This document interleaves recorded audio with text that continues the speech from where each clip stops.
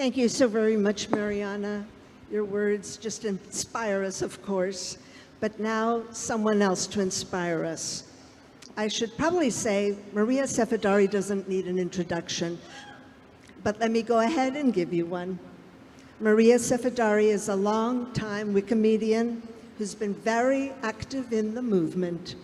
She's held different roles over the years, including founding member and first vice chair of Wikimedia Spain, an Iberocube co-founder, an officer of the Affiliations Committee, a part of the organizing team of WikiWomen Camp 2017, and the former chair of the Wikimedia Foundation Board of Trustees. She is deeply interested in participation gaps, knowledge equity, identifying structural problems that are present in the projects and the movement, and figuring out how to address them. Let's give a hand for Maria Sefidari.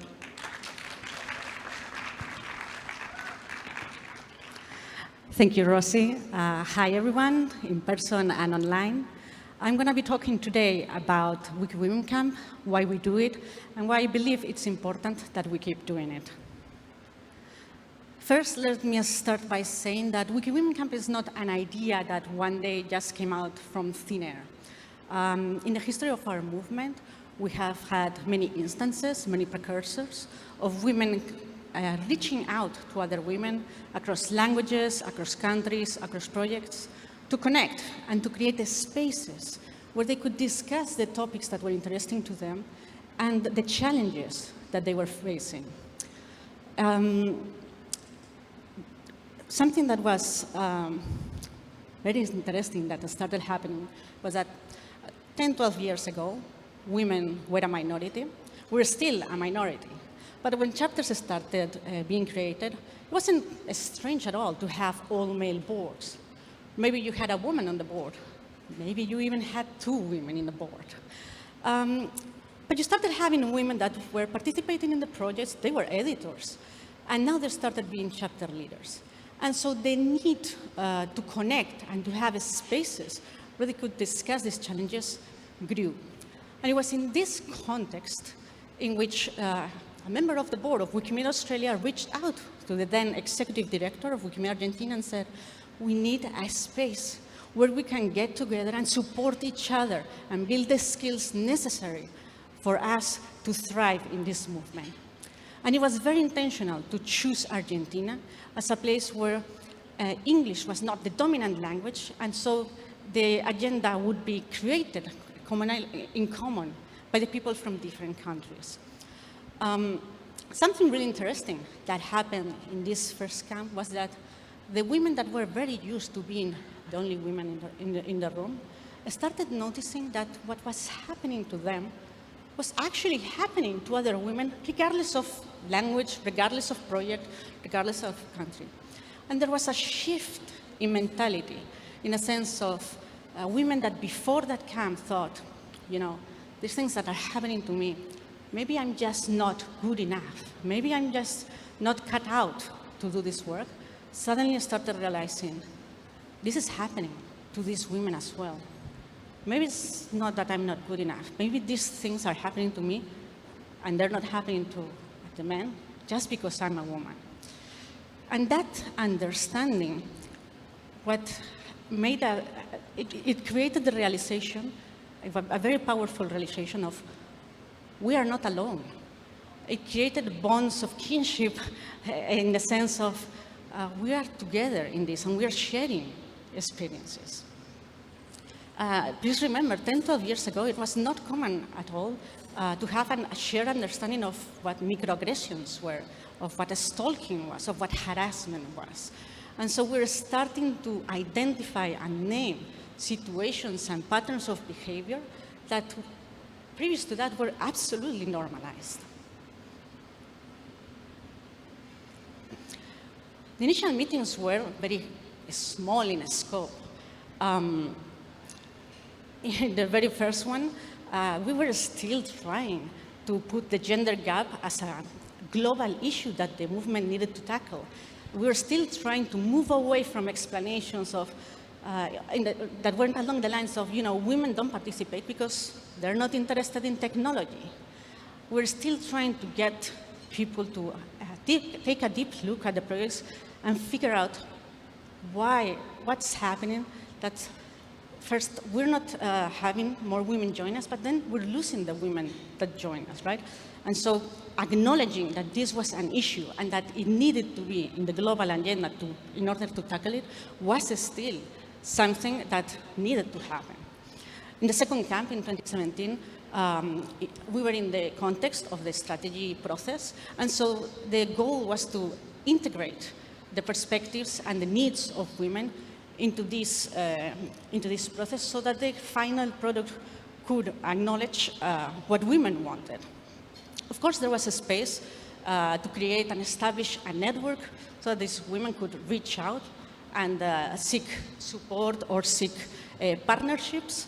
And capacity building was also high on the list of the things that happen in these camps. But the greatest commitment was the idea that we needed to keep doing this. This could not be a one-off. We needed to keep getting together to create a community so that we could thrive. We could support each other to be the best version of ourselves, to gain the skills that we needed, so that we could succeed in this movement. And so I think that it was really important that this could keep happening. I'm sure most of you have heard maybe once or twice that, anyone can edit, anyone can participate, and if someone leaves, it's okay. Someone else will come and replace them. If you pause and think a little bit about this, it's a slightly disturbing understanding of what a community is. And this is something that women can help change in our movement. If we understand community as something that can help you thrive, that can help you nurture you, be the best version of yourself, give you the skills to succeed, and that allows you to participate with joy in the projects, that would be the ideal. And for a lot of men, this is the reality. But for women, not so much. And this is something that we can help incorporate in our movement. Of course, I want to acknowledge that when we try to break the status quo and try to change the status quo, many times, because we are the minority, it can be perceived as trying to break things, trying to break the projects, trying to go against the community. And this has a cost. Regardless, it is really important that we focus on collective action. We need to be in the spaces where decision-making and policy-making happens. I want to, again, acknowledge how frustrating it can be to be sitting at the table with people that lack understanding or lack depth, but have the equal ability to build or break, and sometimes break. It can lead to burnout, and it's the cause of why we've lost a lot of women in the past. The original founders of WikiWomen Camp are no longer active in this movement. And that's true for many other women that have taken leadership positions, and that sadly, we've lost their voices and their expertise. And yet it is important that we are present and that we don't work in the margins, because sadly, if we are not at the table, rest assured, we are going to be in the menu. And I want to instill in you a sense of urgency. There is a deadline. Right now, we are not in the ideal situation, but we do have support. And as you've seen, we have the support of the leadership of the foundation. The CEO, the chair, they believe in this work. They're here supporting it. But maybe in the future, we might have leadership that deprioritizes the gender gap. Progress for women is not inevitable, and it is very, very important not to take it for granted. And so the advantage or the great opportunity of WikiWomen Camp is that it allows us to reimagine the movement. We can take a look at the structures that conform our movement, and we can imagine how should they be so that we could have a better inclusive movement. from article quality to leadership positions to funding. Imagine if we shifted from mere countings of how many biographies of women do we have to, okay, how do we measure quality in articles related to women's health, abortion, gender violence? How do we change access to leadership positions?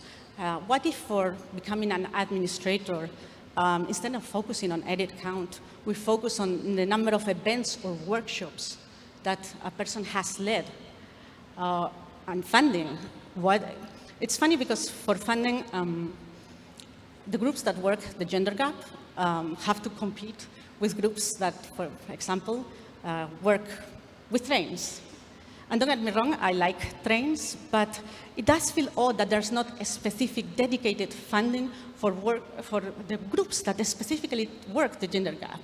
And if we say that the gender gap is a priority, then we have to take action to show that it is a priority. And so WikiWomen Camp is this opportunity where we get together, we rethink the structures of the movement, and we try to reimagine how we can make a movement that's open and that's inclusive, and in essence, a better movement for all of us.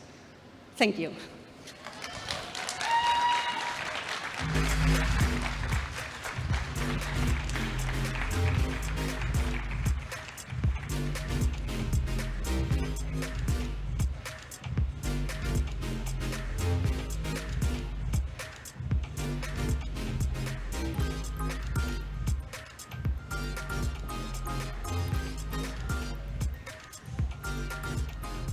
Here we go again.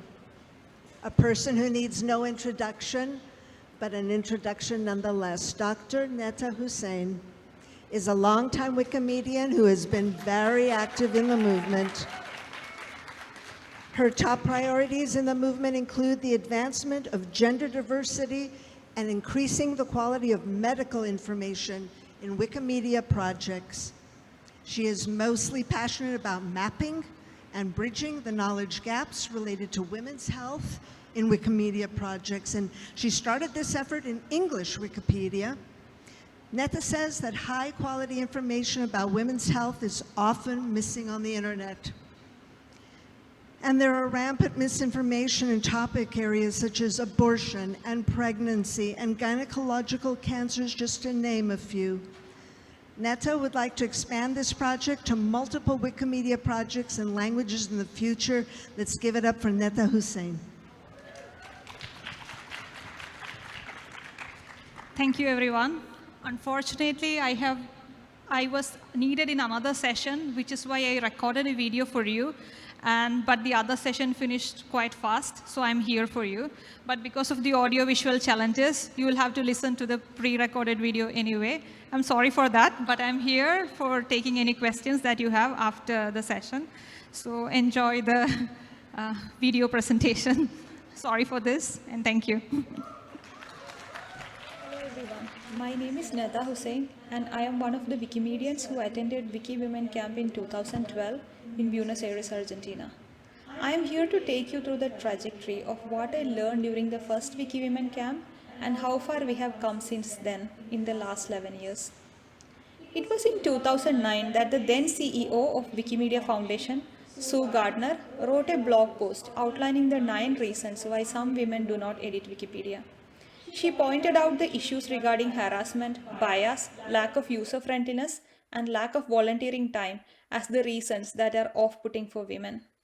In 2011, a research identified that only 9% of all contributors to Wikipedia are women. At the time, Laura Hale, the vice chair of Wikimedia Australia, contacted Beatrice Busanisch, the then executive director of Wikimedia Argentina, and started discussing about conducting a conference exclusively for women Wikimedians. The location of the conference was intentionally chosen to be Argentina to not have an Anglo-dominated agenda.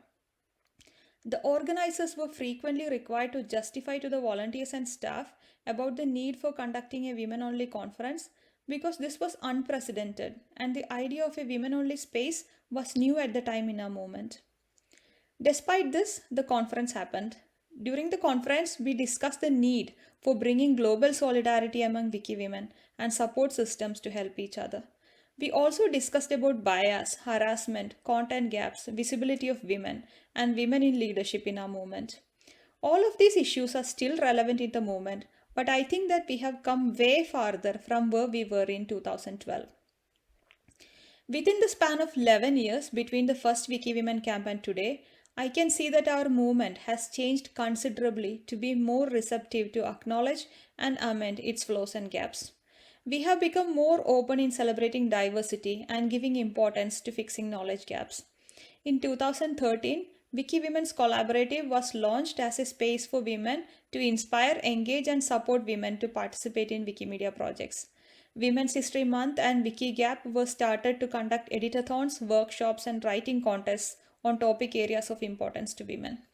We also have Art Plus Feminism and Whose Knowledge, who are continuing to do similar activities, but also trying to bring the knowledge gaps off and ensure the participation of marginalized women in Wikimedia. In terms of our content, projects like Women in Red and Feminism and Folklore were launched to increase the representation of women, mostly in terms of biographies, but also other aspects such as folk and indigenous knowledge. These efforts have significantly increased the percentage of women's biographies and saved several notable pages related to women from deletion. We have also advanced in terms of being able to network with each other and share our knowledge. Diversity conferences were held in 2013, 16, and 17, where a good share of the discussion centered around enriching the gender diversity of our movement. The second iteration of WikiWomen Camp happened in Mexico in 2017. WikiWomen's lunches during Wikimania started attracting more and more participants every year. Women-centered events, sessions, and spaces started gaining more visibility during Wikimania and other Wikimedia conferences, to the point that we are all participating in WikiWomen Summit today. Many Wikimedia events ensured that they would have balanced gender representation in terms of leadership and participation, including the selection of trainers, scholars, and speakers. The movement strategy of the Wikimedia movement also has significant parts that concern women.